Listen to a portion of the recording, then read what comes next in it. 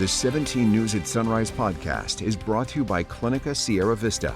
Welcome back to the 17 News at Sunrise podcast, where we share your news on your schedule. Working in the spirit of the Golden Empire, this is 17 News at Sunrise. Hey, good morning, everyone. It is 5 a.m. I'm Maddie Jansen alongside Alex Fisher on this Thursday morning. When we begin this morning with breaking news of that mass shooting in Maine. Right now, hundreds of law enforcement are on the hunt for a person of interest. They say they're looking for a 40-year-old man accused of killing up to 20 people and leaving dozens more wounded. Officers believe he is currently armed with an AR-style rifle and still on the loose this morning. NBC's Bree Jackson has the latest from Washington. At least 15 to 20 people were killed and dozens more injured in the mass shooting in Lewiston, Maine. It's an absolute travesty. I mean, this is something that you never expect. The shootings happened in at least two locations, a bowling alley and a restaurant. The FBI is assisting Maine State Police with the investigation. There are multiple scenes in the city, to include multiple hospitals, multiple follow-ups, a lot of witnesses we're speaking with, and a lot of leads. Officers named 40-year-old Robert Card as a person of interest in the attack. According to law enforcement, he is a trained firearms instructor, believed to be in the Army Reserve, and recently reported mental health issues, including hearing voices and threats to shoot up a National Guard base in Maine. As the search for Card and answers continues, people in the community await word on their loved ones and friends. We're going to come together. We're going to support them. We're going to help them get through this, and we're going to be better as a community. Just pray for the families, pray for these victims. God, things have got to change. We have to start doing better. Another mass shooting in America, another community devastated. And President Biden spoke by phone to Maine's governor and several members of Congress who represent Maine and offered full federal support in the wake of this mass shooting. In Washington, Bree Jackson, NBC News. Now to your Core Watch, and we are learning more about the Valley Plaza mall shooting this morning. Police say shots were fired over stolen French bulldogs. A third suspect is now in custody. Naziana Garcia was arrested earlier this week. She is charged with attempted murder, entering a plea of not guilty yesterday. She is being accused with two other men, Abraham Hernandez Morales and Joe Garcia, for the shooting in the mall parking lot back in August, in which a woman was seriously hurt. Hernandez Morales and Joe Garcia have a preliminary hearing next month. A man accused of killing another man for hanging out with his girlfriend will spend 15 years to life in prison behind bars. Ethan Jermaine Smith was sentenced after pleading no contest to second-degree murder. Police say he shot Derek Dion Henry Jr. during a confrontation in an alley on Serrano Avenue in southwest Bakersfield. He told police he acted in self-defense. Smith's girlfriend, however, told investigators he didn't like her hanging out with Henry. She said Smith had threatened to assault Henry, according to reports. Since the late 1950s, MLK Park's been a staple of southeast Bakersfield, but big changes and improvements are coming to the historic green space. 17 Cecilia Trevino has more. All my life, I live in the neighborhood, born and raised. A long time. See, I've been around here for over 40-some years.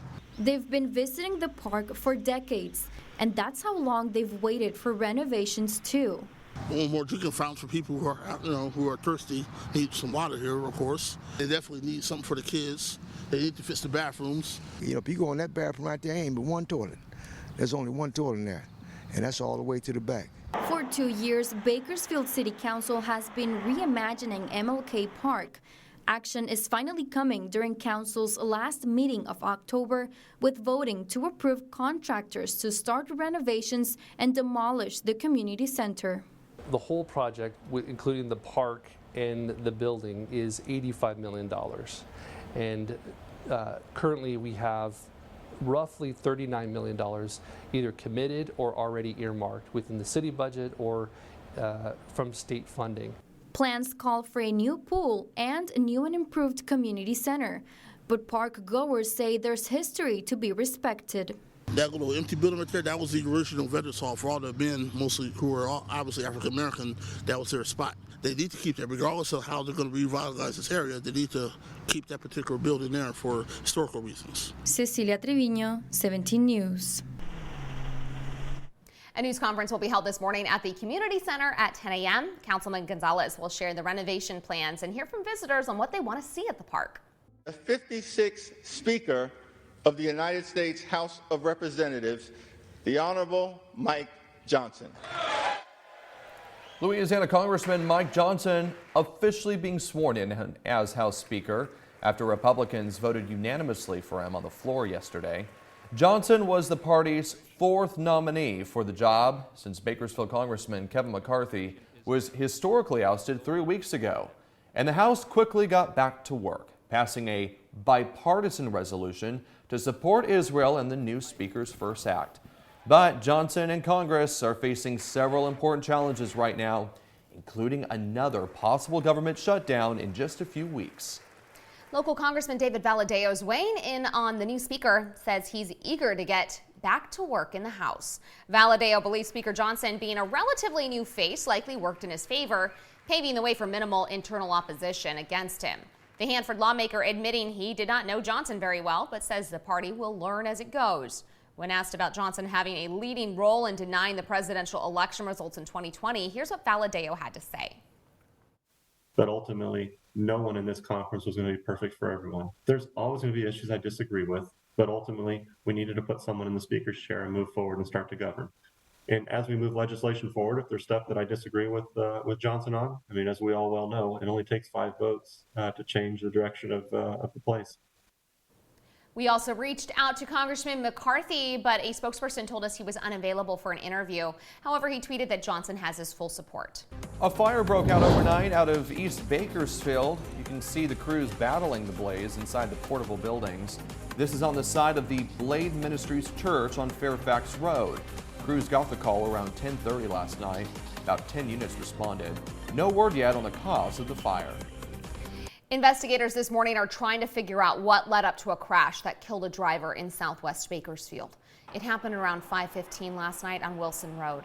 Police say 2 cars were involved, but they did not say which driver was at fault.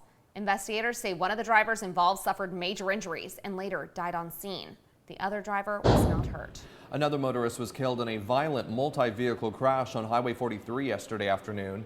The CHP says a semi-truck and a Kia collided north of Panama Lane. Investigators say for unknown reasons, the driver of the Kia veered into the wrong lanes and hit the semi. The Kia spun onto the shoulder and overturned, killing the 42-year-old driver. CHP says he was not wearing a seatbelt. The driver of the semi suffered minor injuries. And turning now to housing in Kern County, a new California law places a cap on rental security deposits and could have a significant impact on housing affordability. 17's Michaela Armstrong explains. That's right. California renters no longer will be asked for a security deposit larger than 1 month's rent. Assembly Bill 12 will go into effect July 1st, 2024, and it will stop landlords from charging 2 or 3 times the rent as a deposit. It is a broader effort to make housing more affordable. Shanti Singh was one of those tenants egregiously charged and says it almost took her into a financial hole. I nearly emptied my bank account paying 3 months worth of security deposit first month, last month. It was pretty much all I had. It was a huge chunk of change, like something on the, it was getting into the 5 figures. Now Singh helps other tenants statewide, including in Kern County, defend and advance their rights with the organization Tenants Together. She says with the help of this new law, the state is moving towards getting more people into housing. Particularly with our housing crisis in California being as bad as it is, it really doesn't make sense if a renter is capable of paying the rent on a lease, but because they don't have 3 months worth or however 2-3 months worth of rent saved up, that they can't access that housing. However, there is opposition. According to a statement by the California Association of Realtors, which oppose the law, AB 12 imposes a one-size-fits-all approach on a state with almost 40 million people and with housing units of different types and with different amenities, and states that the bill denies small housing providers the flexibility needed to continue offering housing in the state, thereby exacerbating California's housing crisis. But Singh King disagrees. The more complicated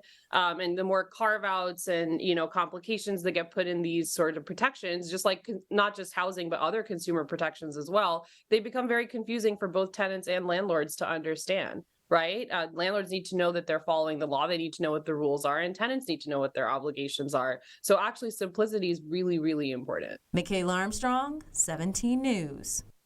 Making headlines around the state and in Southern California. The 22-year-old man accused of hitting and killing 4 Pepperdine University students is back in custody this morning. Frazier Baum was rearrested for murder and is currently being held on $8 million bail.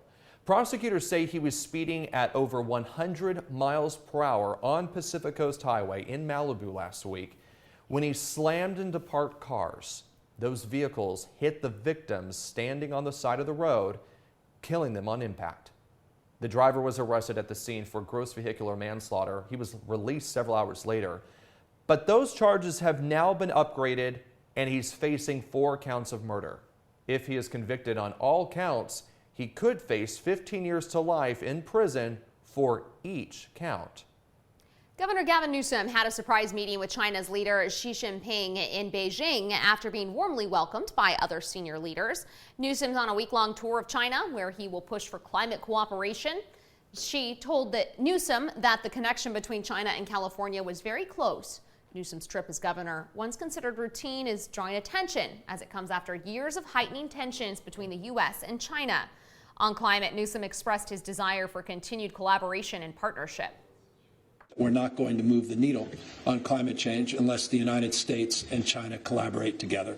The United States and China together represent over 40% of global emissions. And I wanted to express not just my desire to collaborate, but I wanted to substantively work to advance that effort. And we did so the last few days. And for me, I'm a little more simple. It's about diversification. And I think that's a healthy thing for every country. But again, it's just about competition, raises everyone's game. But zero sum, I completely reject that framework. Governors of California, which has an economy larger than most countries, have long had a history of climate collaboration with China. The 17 News at Sunrise podcast is a production of KGET and Nexstar Media Group. For more on all of the headlines in today's show, head to kget.com.